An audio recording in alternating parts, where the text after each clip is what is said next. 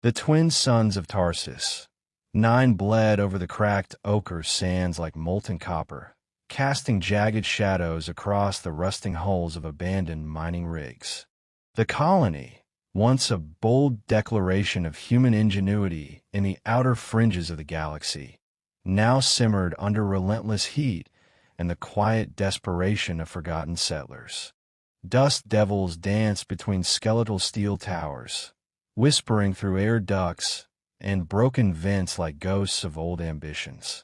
Dane stood alone on a battered platform overlooking the edge of the central basin, a half-finished fusion coil slung over his shoulder and grease staining the folds of his sun-bleached coveralls. His arms, scarred and sunburnt, were as much a blueprint of his life as the cracked tablet in his chest pocket. Beneath his heavy brow, keen eyes scanned the distant ridges, a habit born not from paranoia, but from hard-learned caution. In another life, Dane had built machines that saved soldiers in wars that had long since slipped from the public memory. Now, he kept water pumps alive with spit and cursing and welded joyless steel for colonists too tired to thank him. That suited him. The silence of gears was easier company than people. It started with the sky, a shimmer barely perceptible at first, like heat haze bending reality at the horizon's edge. Then came the sound, a low, droning thrum that vibrated through the bones before it reached the ears. Dane paused mid-weld, the arc light sputtering out, his instincts prickling like static. The air pressure dipped. Birds, scrappy, genetically modified scavengers, erupted from the canyon trees and vanished. A burst of searing light tore through the cloudless sky. An object, massive and angular, sheared through the atmosphere and smashed into the sands beyond the mesa with a deafening concussion. The shockwave flattened scrub brush and sent dust into a choking storm. Dane dropped to a knee behind a supply crate, shielding his face. His heart pounded, not in fear, but anticipation. By the time the sand settled, the crater was already smoking. Emergency sirens wailed across the colony. Old, distorted alarms that rarely worked and meant nothing anymore. Still, people scrambled from their prefab shelters, squinting toward the plume. Dane didn't wait. He tossed the coil onto his hover cart and kicked it into gear, engines whining as he steered it toward the impact site. What he found there was not wreckage, not in the conventional sense. The craft, if it could even be called that, was less a ship and more a container, a prison cell forged in gleaming obsidian-like alloy, etched with symbols that flickered faintly as though alive. Its door was already breached, torn open from the inside. Tracks led away from the jagged opening. Deep, broad, clawed. Dane crouched beside one. Four-toed, digitigrade. Each print was larger than his head, pressed into the sand with weight and purpose. He touched one, and the residual heat seared his fingertips. Whatever made these tracks was hot-blooded and massive. The first death came within the hour. A survey team dispatched from the main colony hub sent one panic transmission, a scream drowned by static, and then silence. By nightfall, the comms tower was clawed in half, and 3 more colonists were missing. Those who remained barricaded their shelters and huddled in darkness, but it didn't matter. The thing, whatever it was, moved without warning, without sound, and it killed with terrifying efficiency. Dane studied its pattern. It didn't kill indiscriminately. It moved between utility stations, disabling power cores and targeting automated defenses. Cameras caught fleeting glimpses, a blur of striped muscle, white and obsidian fur glinting under moonlight, golden eyes that shimmered with intelligence, not instinct. They called it a demon, a curse, a weapon sent by gods or devils. But Dane saw something else. Predators killed to eat. This one didn't. It tested. It adapted. It learned. He knew the signs. This was no beast. It was a tactician. He locked himself in his workshop and ignored the pleas of frightened colonists pounding at his door. For 2 straight days he worked, welding reinforced chains from repurposed mining gear, attaching adaptive tension coils and servo clamps. He rigged pressure triggers into makeshift gauntlets, designed not just to hold, but to communicate resistance and give. The device wasn't meant to trap. It was meant to fight back. On the third day, as the suns rose blood-red over the dunes, the colony fell silent. The creature had breached the habitat dome, killed the remaining security units, and left a single bloody streak across the ground before vanishing again into the Badlands. Panic had become paralysis. The people no longer waited for rescue. They waited for the end. Dane set out on foot, the chains wrapped around his arms like armor, the gauntlets humming with tension. He carried no gun. Bullets were for cowards and optimists. He found in the ruins of an old weather station, standing atop the steel skeleton like a monarch surveying its broken kingdom. It was larger than any terrestrial predator, 12 feet from snout to tail, lean muscle rippling beneath thick, striped fur. Its fangs gleamed beneath curled lips. But its eyes, those intelligent, burning eyes, were locked onto him not with hunger, with curiosity. They stared at each other across the sand in silence. Then it leapt. Dane moved like a piston, slamming one chain into the sand, creating a cloud of dust to blind. The creature tore through it with brutal grace, and their collision sent him skidding across the ground. The gauntlets flared, auto-locking, the chain snapping taut as he anchored one in beneath his feet. It roared, a sound that echoed through his bones, and struck with claws that scraped inches from his skull.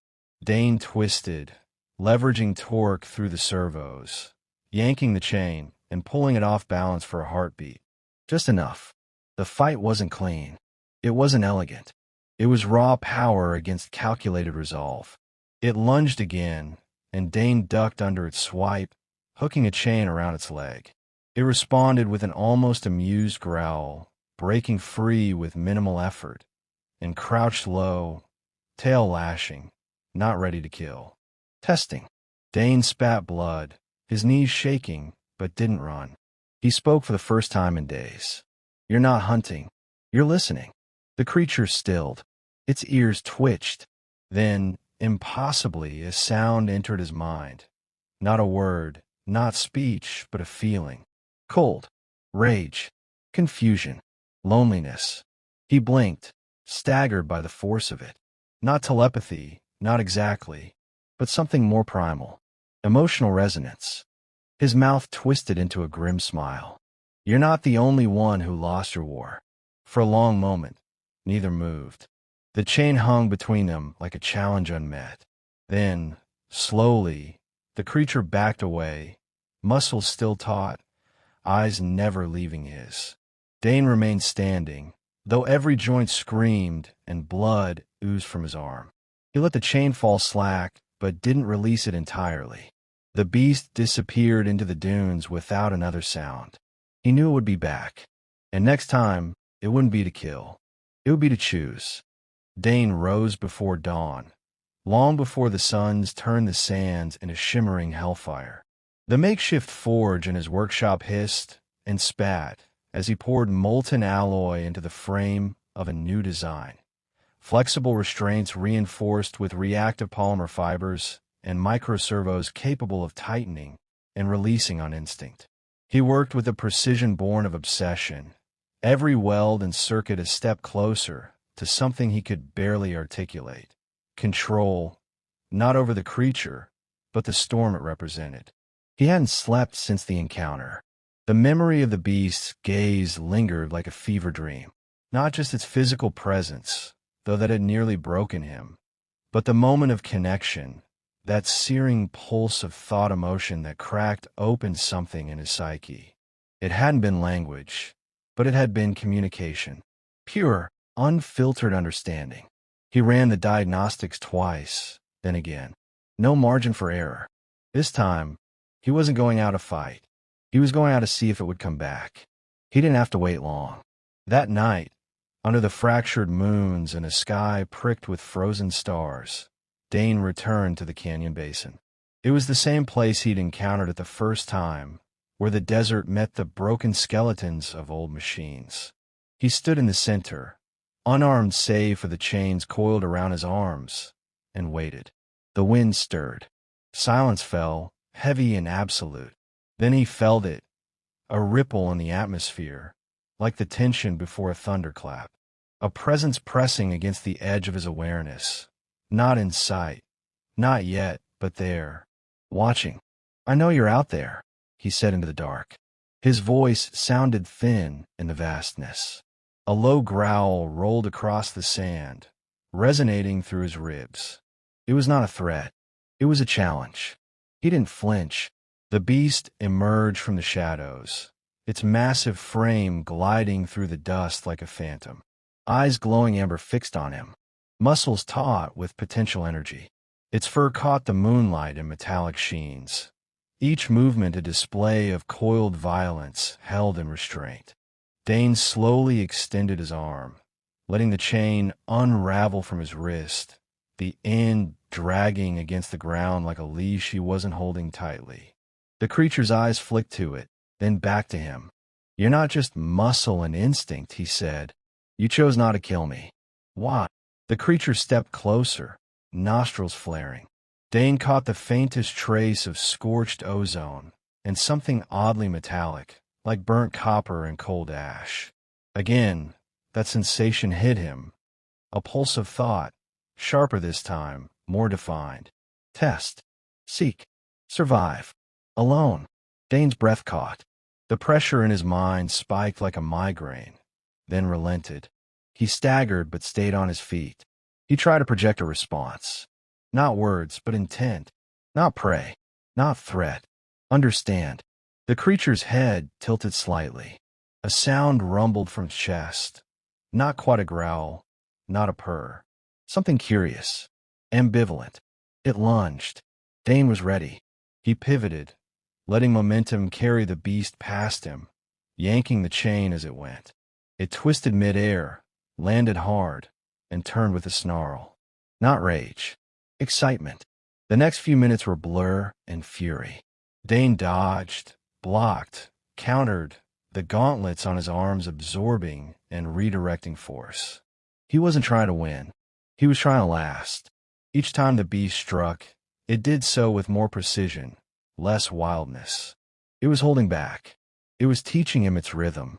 And Dane, bloody and breathless, adapted. Finally, the creature stopped. Its flanks heaved, steam rising from its body. Dane fell to one knee, sweat and blood dripping into the sand, his chains slack in his hands. "You wanted to fight," he gasped, "but not to kill. You needed recognition." It stepped closer, close enough for him to see the scar tissue across its left flank. Old wounds, layered with newer ones. Symbols had been burned into its skin, some fresh, others ancient. Brandings, not natural markings. Each one a story, a prison, a command. Dane reached out, slowly. His hand hovered near its muzzle. The beast didn't flinch. Its breath washed over him, hot and sharp. "You were made for war," he whispered, "and thrown away when the war ended." The creature's mind pressed against his again. Stronger this time. No pain, only images. Rows of beasts like itself in stasis, chained in cages of light. Screams that echoed through metal halls. Beings in silver masks giving commands with cold, mechanical detachment. And then, explosions. Fire. A breach. Escape. It hadn't crashed by accident. It had fled. Dane pulled his hand back and looked the creature in the eyes. "You're not a monster. You're a survivor." The creature sat, still towering over him, but no longer threatening. For the first time, Dane allowed himself to breathe freely. He returned to the colony with bruises and a fire in his chest. He ignored the questions, the wide-eyed stares. The beast hadn't returned with him, but it hadn't needed to. They made contact. Over the next days, Dane worked with renewed purpose. He modified the restraints, adding neural feedback nodes tuned not for control, but for communication. He reinforced his forge, repurposing heat sinks and resonance coils into a makeshift translator, not for words, but for thought patterns. It was crude, but he didn't need perfection. He needed understanding. The colonists grew restless. Some wanted to flee, others demanded weapons. Dane said nothing. Let them fear. Fear had kept him alive this long. He went back to the canyon a week later. This time, the beast was waiting. Dane approached, chains coiled neatly at his side. He stood 10 feet away and placed the translator core on the ground between them. A blue light pulsed faintly. Let's see how deep this goes. The creature stepped forward and touched the core with a claw. A flash. A pulse. Dane's head exploded with sensations. Not pain, immersion. He was standing on a battlefield, not his own, feeling the recoil of a plasma cannon, hearing the cries of a dying species. He saw through alien eyes, knew the cold euphoria of the hunt, the sorrow of victory bought with self-extinction. He saw the creature, young, unaware, born into captivity and purpose, a weapon that learned to ask why. And then he was back, gasping. The creature sat again, watching. You're more than they made you, Dane said, and you're not alone anymore. The translator clicked softly. The creature's thoughts returned, gentler this time. Name. Yours. Dane. Ryshar. The name hit like thunder. Not spoken, but imprinted. Dane smiled. Ryshar. Storm Soul. It didn't correct him. They sat in silence until the suns began to rise, light washing over the desert in waves of gold and fire. Dane stood, brushing sand from his coat. We're not done, are we? Ryshar's response wasn't words, but a deep, rising hum of assent, the kind of sound that meant more than yes. It meant war was coming, and this time, they wouldn't face it alone. The first signs came in static. Colony comms, usually so stable even under desert storms, began to fracture. Tiny glitches, pockets of interference that pulsed in patterns too rhythmic to be natural.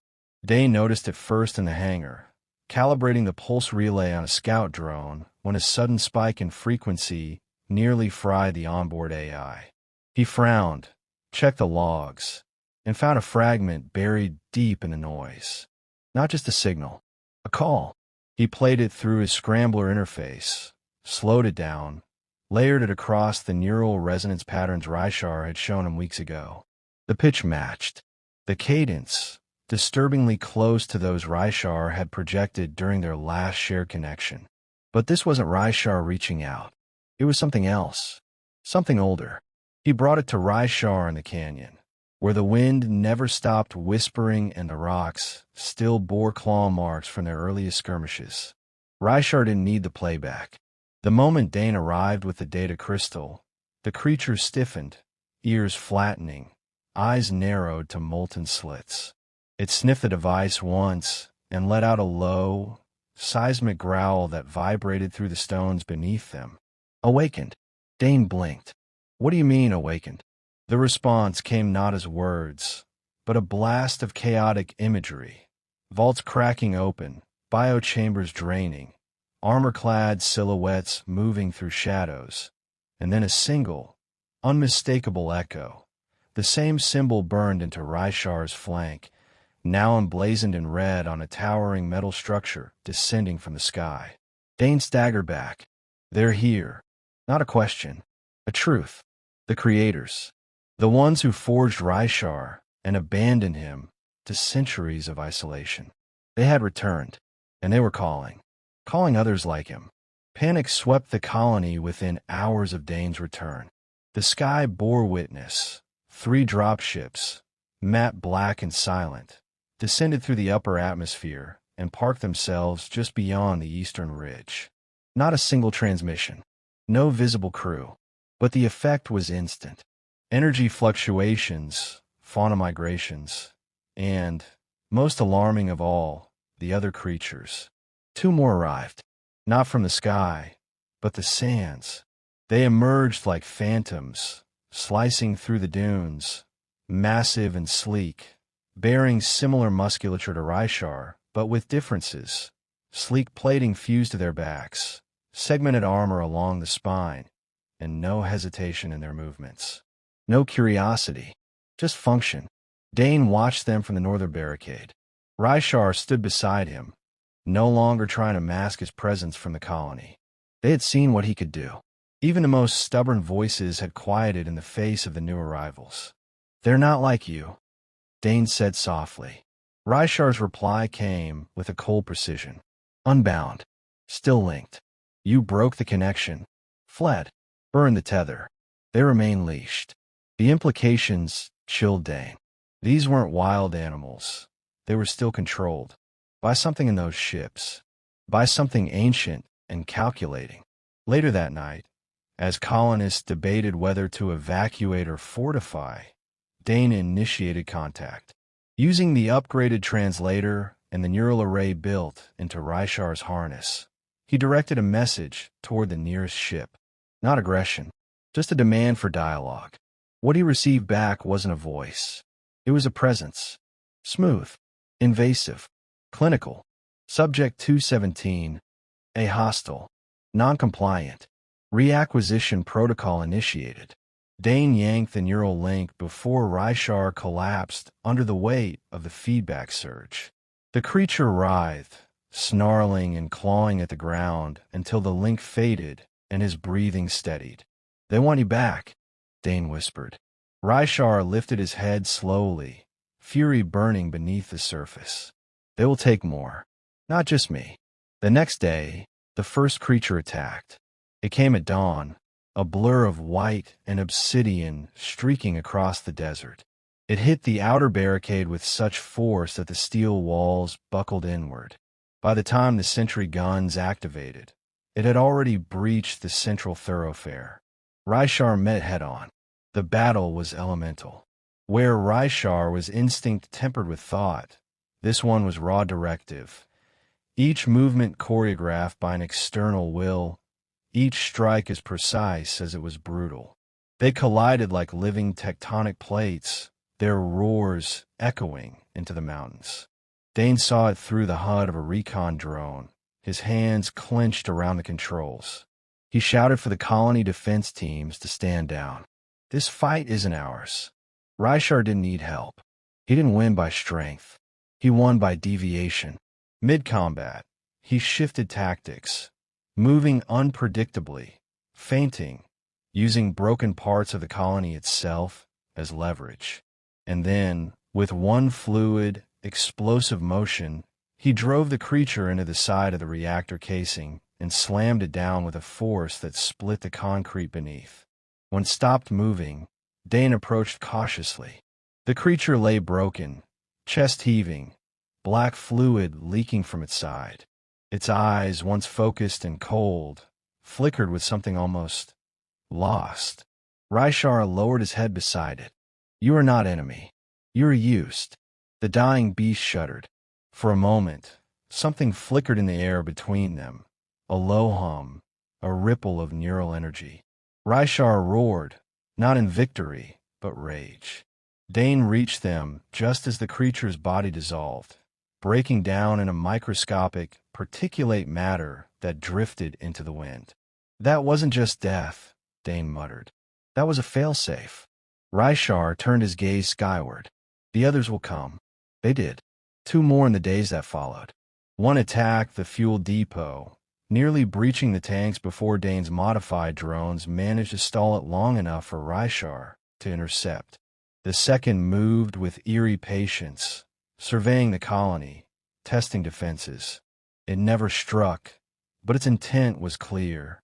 Scouting, measuring, and behind them, the ships remained dormant, but Dane could feel the pressure building, like the sky itself was holding its breath. "We're not going to survive another assault," the governor told Dane during an emergency summit. "We need evacuation protocols." "We leave," Dane said. "They follow."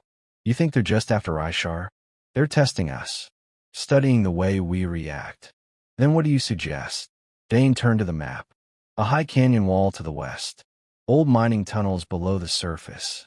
Power grid lines still partially active. We don't run. We draw them in.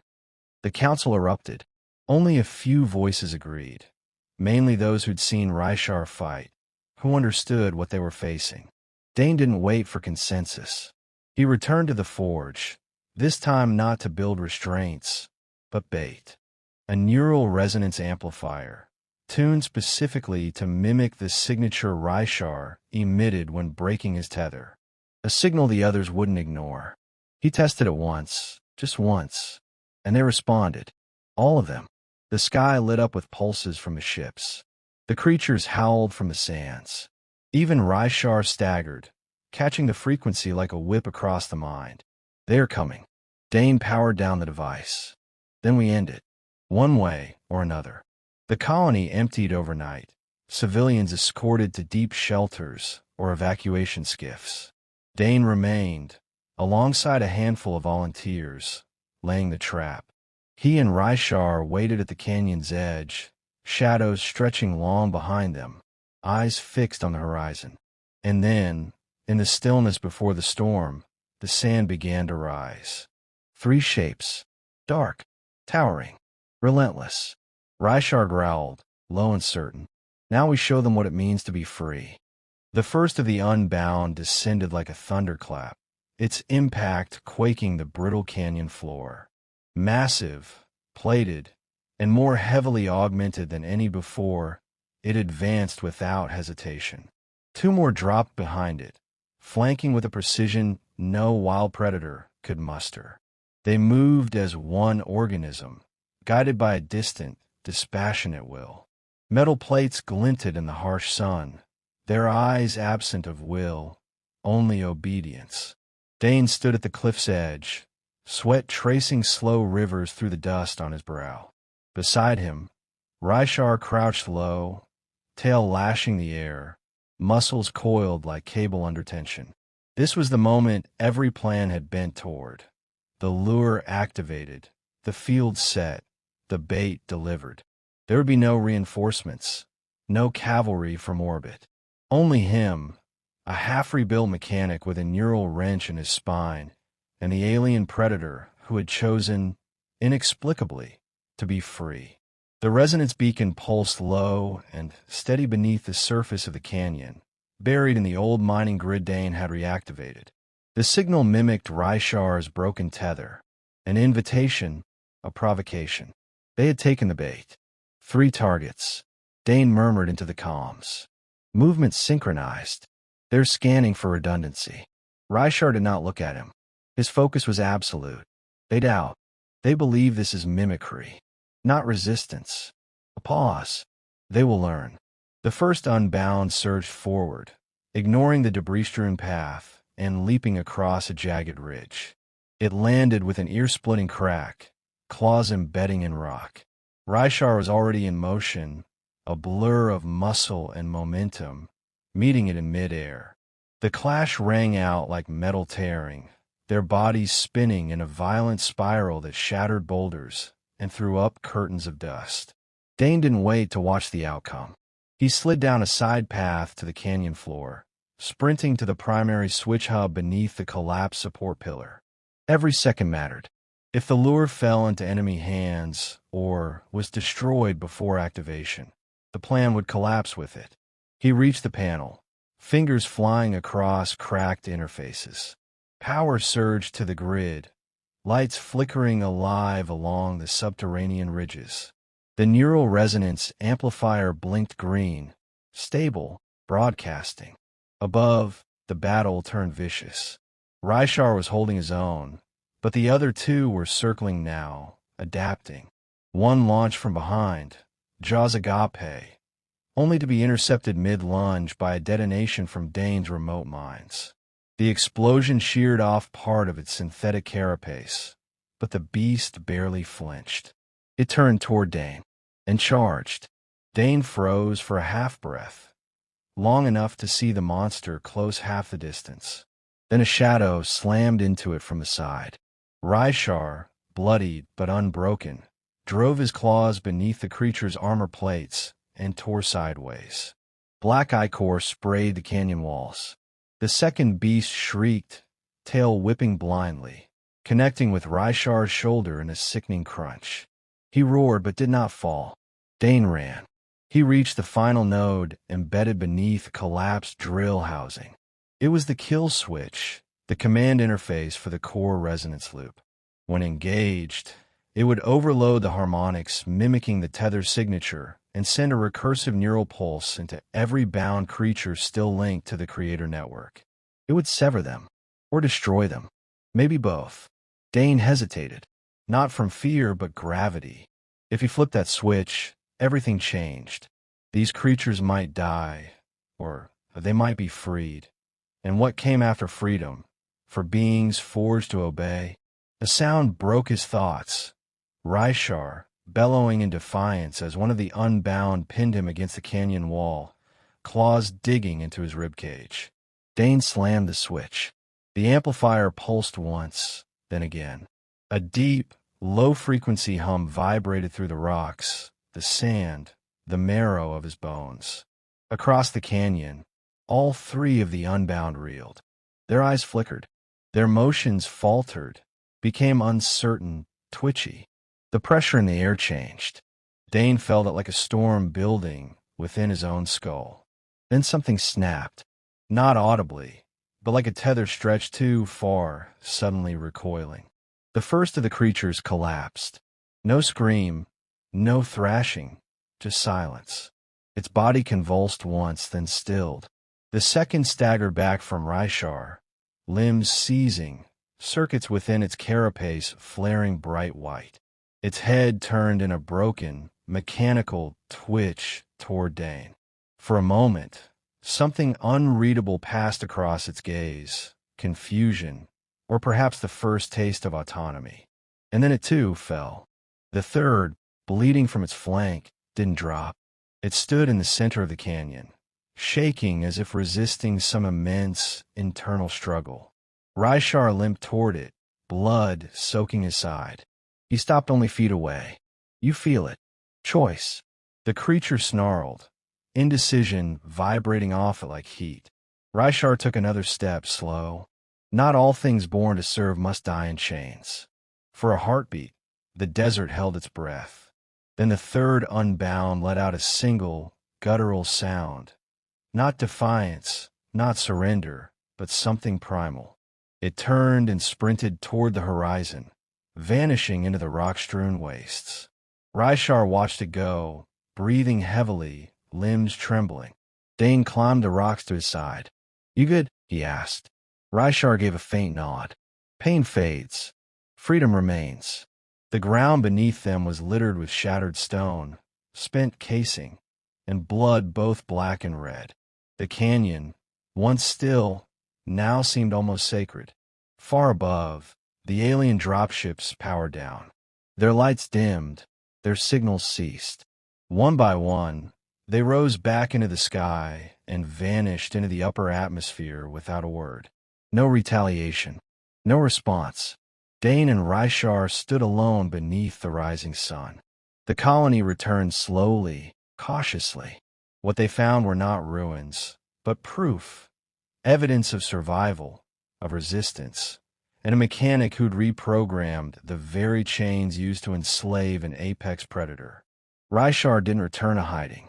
He remained in the canyon, dwelling among the rocks and steel, never venturing too close to the city, but never truly separate. Dane repaired the generator lines, but he didn't go back to the forge.